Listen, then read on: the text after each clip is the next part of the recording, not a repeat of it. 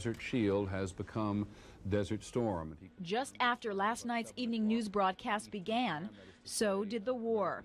Here, thousands of miles away, we were able to watch and listen to live first-hand reports of the chilling drama. All four networks stayed on the air most of the night, giving up-to-the-minute reports on America at war. This morning, we opened our newspapers to learn as much as we could about our forces overseas. Miami Herald columnist Charles Whited has seen his fair share of wars, dating as far back as World War II.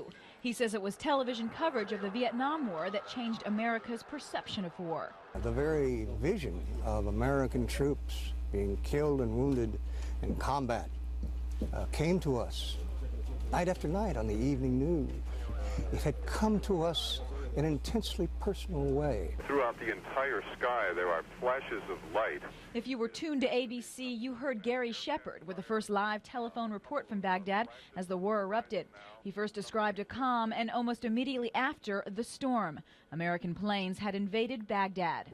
Just a few minutes later, reporter Bill Rudiker came to us live from Saudi Arabia, describing the blood-curdling sound of air raid sirens. I think it was a dramatic new era of broadcast journalism and immediacy, because last night was literally the shots heard around the world. It was also more than a bit unnerving. Most of the networks, except for CNN, lost communications with their reporters in Baghdad. Even with the technology we now possessed, most of the communication systems are controlled by the countries from which these reports originate.